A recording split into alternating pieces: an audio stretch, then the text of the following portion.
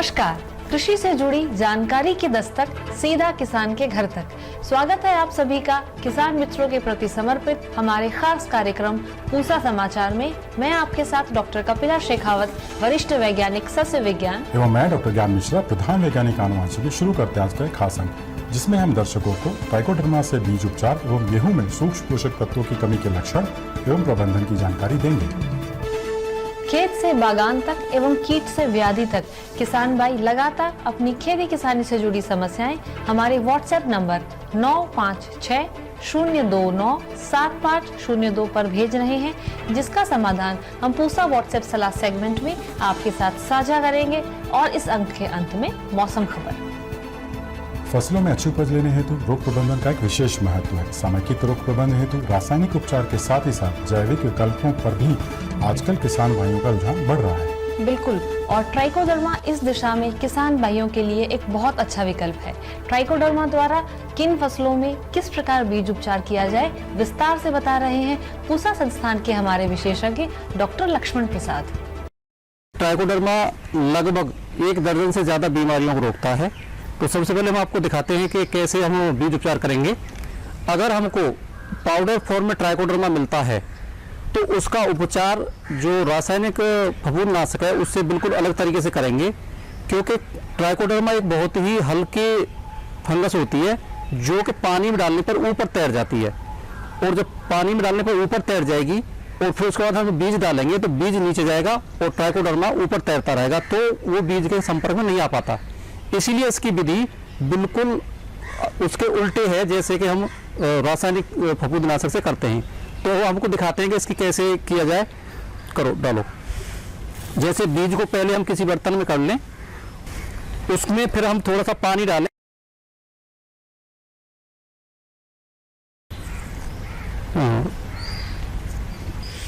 उसके बाद हम बीज को मोस्ट कर लेते हैं जिससे कि उसकी सरफेस पे मॉइस्चर आ जाए।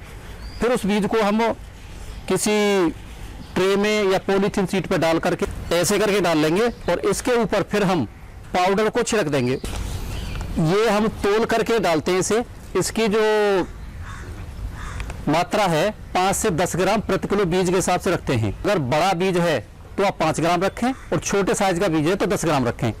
जैसे कि ये सरसों का बीज बहुत कम है, छोटा बीज है, इसमें हम 10 ग्राम के लगभग ट्राइकोडर्मा डाल देंगे। अब इसको मिक्स कर दो। अब इसे हम मिलाएंगे तो बीज की सतह पर ट्राइकोडर्मा के कोनिडिया और माइसीलियम लग जाएंगे, जिससे कि जब बोएंगे तो उसके साथ ही वो मिट्टी में चले जाएंगे और वहां पर अंकुरित करके पौधे को सुरक्षित करेंगे। इस तरह हम उनके सीड कोटिंग कर लेते हैं। सीड कोटिंग के बाद फिर थोड़ा सा सुखा के और इसकी हम बुवाई कर सकते हैं। अब हम आपको दिखाते हैं कि हम कैसे गोबरी खाद को में ट्राइकोडर्मा को कैसे उपचारित करें कि उसकी मात्रा ज़्यादा हो जाए और हम खेत में डालने से पहले उसे तैयार कर लें। तो ये अब आप देख रहे हो कि ये गोबर की खाद का ढेर है जो कि उत्तम गुणवत्ता वाला गोबर है। इसके ऊपर हम ट्राइकोडर्मा पाउडर को इस तरह से डाल देंगे।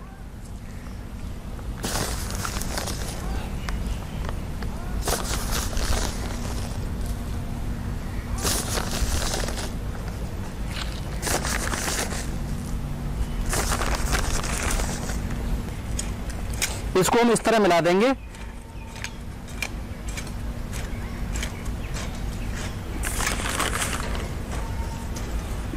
मिलाने के बाद जब पूरा ढेर मिल जाए और पूरा ट्राइकोडर्मा इसमें मिक्स हो जाए, उसके बाद एक महत्वपूर्ण बात यह है कि इसको हम ढक देते हैं, लेकिन ढकने का तरीका और समय दोनों ही बहुत महत्वपूर्ण हैं।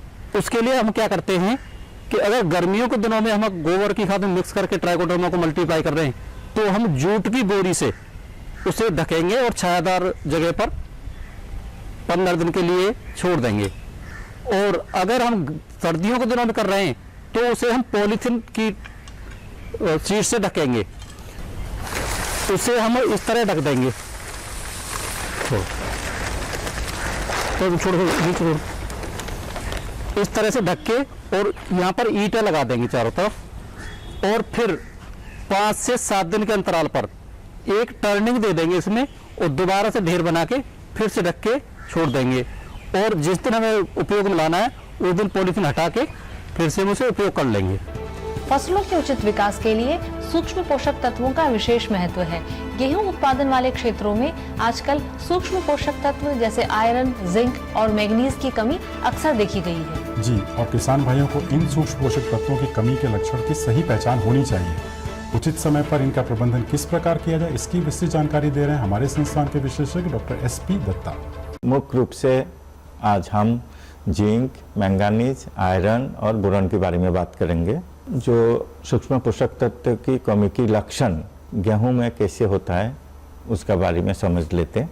जहाँ तक जिंक की कमी की लक्षण है, ये यंग लीफ में जो ऊपर भाग की पत्ती में सबसे पहला दिखाई देता है और पत्ती की बीचों बीच आता है और धब्बा से बन जाता है और वो धब्बा धीरे धीरे सफ़ेद बन जाता है और फिर गल जाता है, जिसको हम नेक्रोसिस बोलते हैं, और पत्ती टूट जाता है। और अगर हम इस मैंगानीज की कमी की लक्षण को देखेंगे, इसमें जो बीच की पत्ती उसमें इसका कमी की लक्षण आता है और इसमें भी क्लोरोसिस होता है, लेकिन पत्ती ऊपरी भाग से और किनारे किनारे इसका लक्षण दिखाई देता है और फिर सूख जाता है। और जैसे जैसे ये डेफिशिएंसी आगे बढ़ता है और इसका सारी पत्ती येलो हो जाता है। और आयरन की डेफिशिएंसी ये बिल्कुल ही बाकी दोनों से हम अलग से पहचान सकते हैं इसको, क्योंकि इसको हम इंटरवेनल क्लोरोसिस बोलते हैं, जिसमें पत्ती में पीलापन आता है, लेकिन जो वेन है पत्ती का वो हरा बने रहता है।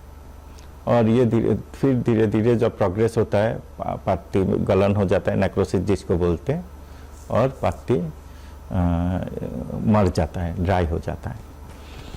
और बोरॉन की कमी की जहाँ तक बात है, क्योंकि बोरॉन जो है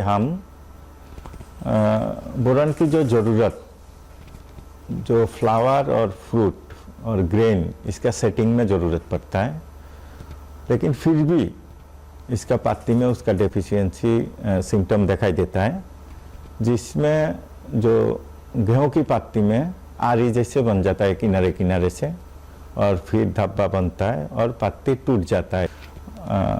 जो बाली को देखे इसका मैच्योरिटी में, जिसमें बोरॉन की डेफिशिएंसी है, वो बाली अच्छा से बनता नहीं है, इसका विकसित नहीं होता है। सो जिंक की जो मिट्टी में डालने के लिए हम 25 से 50 केजी जिंक प्रति हेक्टेयर की दर से हल्का मिट्टी के लिए 25 केजी और भारी मिट्टी के लिए 50 केजी प्रति हेक्टेयर की दर से हम डालते हैं। और 0.5% जिंक सल्फेट की घोल बना के 500 लीटर पानी में प्रति हेक्टेयर की दर से इसका 7 से 10 दिन का अंतर में हम स्टैंडिंग क्रॉप में उसको डाल सकते हैं। और उसी प्रकार हम बोरॉन को भी छिड़काव कर सकते हैं। उसमें 0.2% बोरिक एसिड या सोलिबोर का घोल बना के 500 लीटर पानी प्रति हेक्टेयर की दर से हम डाल सकते हैं। और बोरॉन को मिट्टी में डालने के लिए हम 10 से 20 केजी बोराक्स प्रति हेक्टेयर की दर पे हम सोइंग के टाइम पे हम डाल सकते हैं। और बाकी आयरन और मैंगानीज हम मिट्टी में डालना प्रेफर नहीं करते, उसका 1% घोल बना के आयरन सल्फेट या मैंगानीज सल्फेट के, जैसे हमको डेफिशिएंसी सिम्टम्स और या कमी की लक्षण दिखाई दे, उस टाइम पे 7 से 10 दिन के अंदर 2 से 3 छिड़काव करते हैं उसका।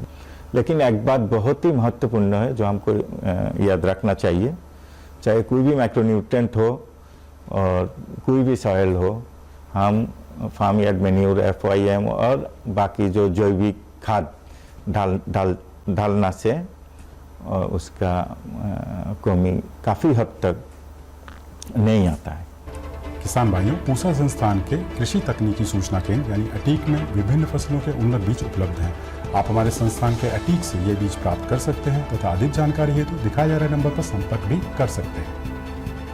पूसा समाचार में अब समय है पूसा व्हाट्सएप सलाह सेगमेंट का, जिसमें हम आपकी खेती किसानी से जुड़ी समस्याओं का समाधान बताएंगे।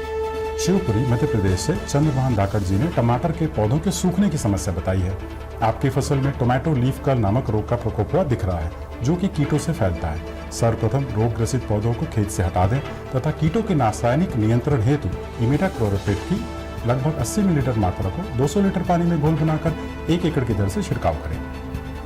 हरदा मध्य प्रदेश से रवि राजपूत जी ने चने में रोगों से बचाव हेतु बीज उपचार के विषय में पूछा है। उकठा एवं जड़ गलन नामक रोग से बचाव हेतु आप चने के बीजों को बाविस्टीन, थीरम या कैप्टन की 2 ग्राम मात्रा प्रति किलोग्राम बीज की दर से उपचारित करें। इसके बाद राइजोबियम कल्चर से उपचारित कर बीजों की बुआई करें। ललित पंडित जी ने गोभी के पत्तों में छेद होने की समस्या बताई है। आपकी फसल में डायमंड बैक मॉथ नामक कीट का प्रकोप हुआ है, जिसकी इल्ली यानी कैटरपिलर पत्तों में छेद कर देती है। सर्वप्रथम कीड़े से प्रभावित पत्तों को हटा दें और गड्ढों में दबा दें और कीट के रासायनिक नियंत्रण हेतु एंडोक्सिकार्ब की करीब 200 मिलीलीटर मात्रा को 200 लीटर पानी में घोल बनाकर 1 एकड़ की दर से छिड़काव करें। यदि फिर भी लार्वा नजर आए तो 10 दिन के अंतराल पर एक छिड़काव पुनः करें।